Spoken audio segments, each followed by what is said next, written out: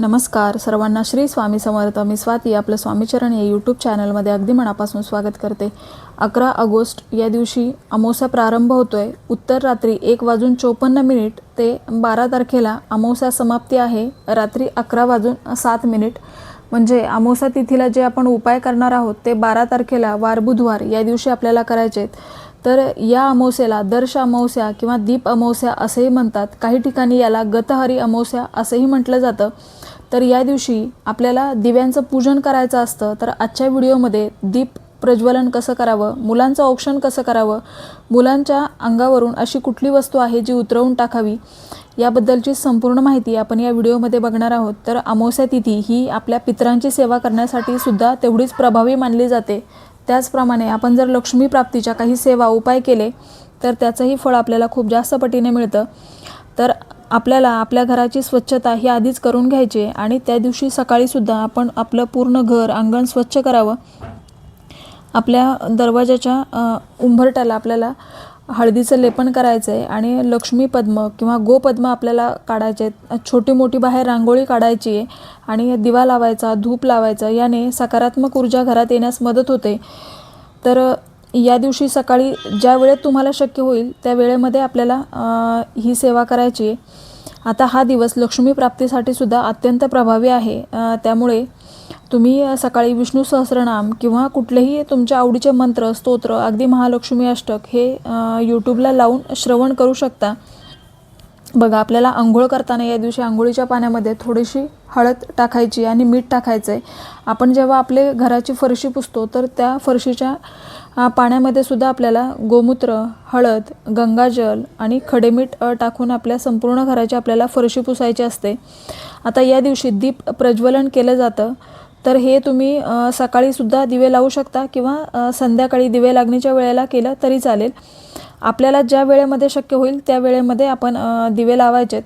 त्याआधी आपल्याला आदल्याच दिवशी आपल्या घरामध्ये जेवढे काही दिवे असतील ते उजळवून घ्यायचेत, म्हणजे दिवे स्वच्छ करून ठेवून द्यायचेत. आता या दिवशी तुम्ही कोणत्याही वेळेला सेवा करा, पण आपल्याला सकाळी मुलांच्या अंगावरून भात ओवाळून टाकायचा आहे. तर ती सेवा आपल्याला बुधवारी सकाळी 12च्या आत करायची आहे. बघा, अगदी पहाटेपासून ते 12 वाजेपर्यंत दुपारी ही सेवा आपल्याला करायची आहे. तर आपल्याला आळणी भात शिजवायचा आहे. त्या भातामध्ये आपल्याला मीठ किंवा काही टाकायचं नाही आहे आणि आळणी भात शिजवून आपल्याला भाताचे मुटके करायचे आणि असे हे मुटके तुमच्या घरामध्ये मुलगा मुलगी जेवढी मुलं असतील तर त्यांच्यावरून आपल्याला 3 वेळा हे उतरवायचं आणि मग हे आपल्याला पक्ष्यांना द्यायचं आहे. मग तुम्ही तुमच्या टेरेसवर, बाल्कनीमध्ये किंवा एखाद्या झाडाखाली जिथे कुठलाही पक्षी येऊन हा भात खाऊन जाईल अशा ठिकाणी आपल्याला हा मुलांवरून उतरून टाकलेला भात ठेवायचा आहे. आता हा भात आपल्याला जेवढा मुलांवरून उतरण्यासाठी लागणार आहे तेवढा शिजवायचा आहे. हा शिल्लक ठेवायचा नाही. जेवढा आपण शिजवला तो पूर्ण घ्यायचा आहे.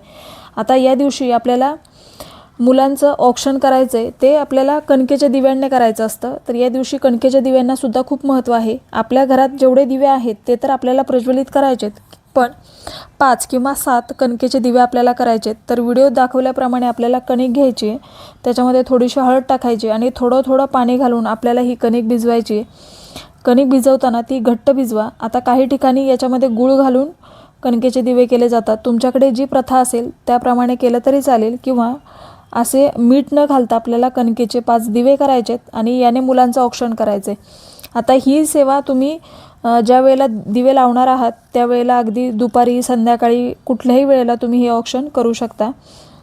आता असं हे घट्टसर पीठ मळून घ्यायचं आणि दिवे कणकेचे 5 किंवा 7 दिवे करायचे. आता हे दिवे तुम्ही तुपाचे किंवा तेलाचे केले तरी चालेल.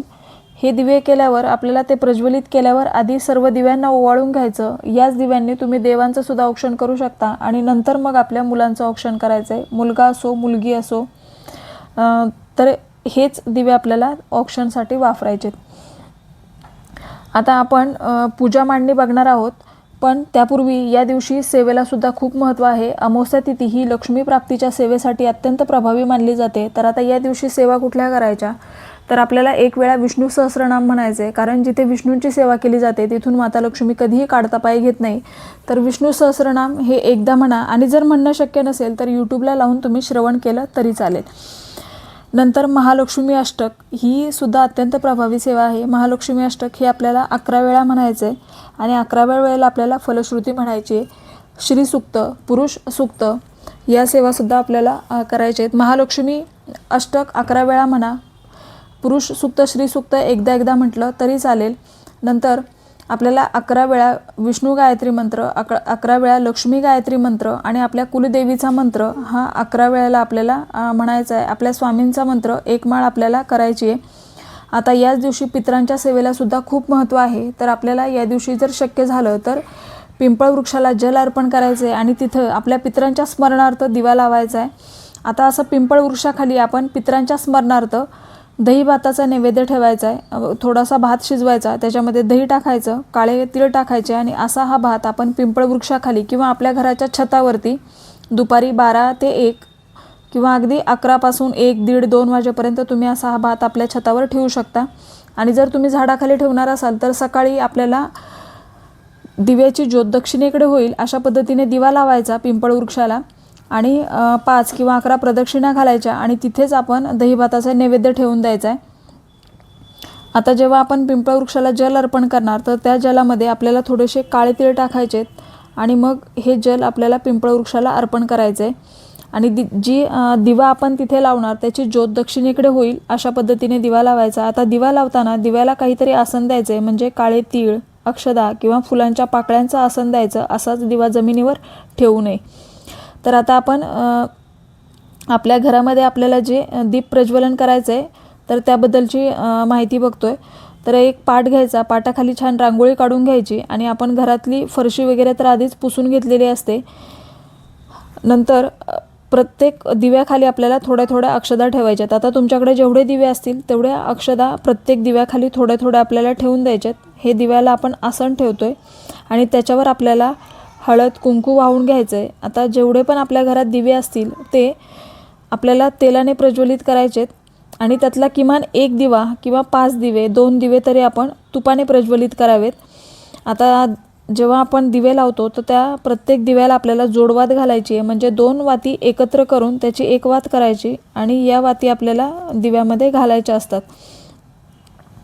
आता समई माती प्रज्वलित करून घ्यायचे. आता आपण प्रत्येक ठिकाणी दिवा ठेवला, दिवा लावून घ्यायचे, दिव्याला हळद कुंकू लावायचं आणि फूल अर्पण करायचं.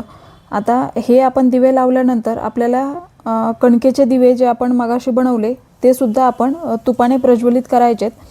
आणि जर तुपाने करणं शक्य नसेल तर तेलाने प्रज्वलित केले तरी चालतील, पण याच्यातले किमान 2 दिवे तरी आपण तुपाने प्रज्वलित करावे. आणि मग आपल्याला दिव्यांची आरती करायची आहे. आरती म्हणून झाली की मग आपण दूध साखर किंवा लाह्या साखर याचा नैवेद्य आपल्याला दिव्यांना दाखवायचा आहे आणि त्याच दिव्यांनी आपल्याला आपल्या मुलांचं औक्षण करायचं आहे. आता औक्षण करताना मुलांना पाटावर किंवा काहीतरी बसायला आसन द्या, पूर्व पश्चिम बसायचं आणि मग मुलांचं आपल्याला औक्षण करायचं आहे आणि मग ते दिवे आपल्याला तसेच ठेवून द्यायचेत. आता याच्यातले दिवे तुम्ही एक देवासमोर, एक दरवाजाबाहेर असे लावले तरी चालेल.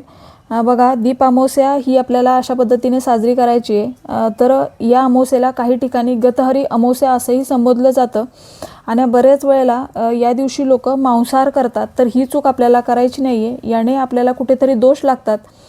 तर मांसाहार या दिवशी कटाक्षाने टाळा. या दिवशी काही सेवा नाही झाल्या तरी चालेल, पण मांसाहार होणार नाही याची आपल्याला काळजी घ्यायची आहे. बघा, काही लोक अगदी चुकीच्या पद्धतीने ही अमावस्या साजरी करतात. तर अशा पद्धतीने दिवे लावून दिव्यांचं पूजन करून आपल्याला ही अमावस्या साजरी करायची आहे. आता आपण जेव्हा दिवे लावतो तेव्हा आपल्याला एका काडीने जेवढे दिवे लागतील तेवढे लावायचे, पण एका दिव्याने आपल्याला दुसरा दिवा लावायचा नाही आहे. बघा, ही चूक आपण करायची नाही आहे. म्हणजे आपण एक दिवा लावतो आणि त्या एकाच दिव्याने आपण सगळे दिवे लावतो, तर ही चूक करायची नाही. एका काडीने तुम्ही कितीही दिवे लावू शकता. ती काडी शांत झाल्यावर आपण दुसरी काडी घ्यायची आणि मग उरलेले दिवे लावायचेत. तर अशा पद्धतीने अगदी छान आपल्याला दीप अमावस्या साजरी करायची आहे. जेवढ्या होतील तेवढ्या जास्तीत जास्त सेवा करायचेत आणि दीप अमावस्या साजरी करायची. तर ही छोटीशी पण तितकीच महत्त्वाची माहिती जी मला तुमच्यापर्यंत पोचवायची होती. व्हिडिओ आवडला असेल तर व्हिडिओला लाईक करा, शेअर करा, सबस्क्राईब करा. भेटूया अशाच एका नवीन व्हिडिओसोबत. तोपर्यंत सर्वांना श्री स्वामी समर्थ.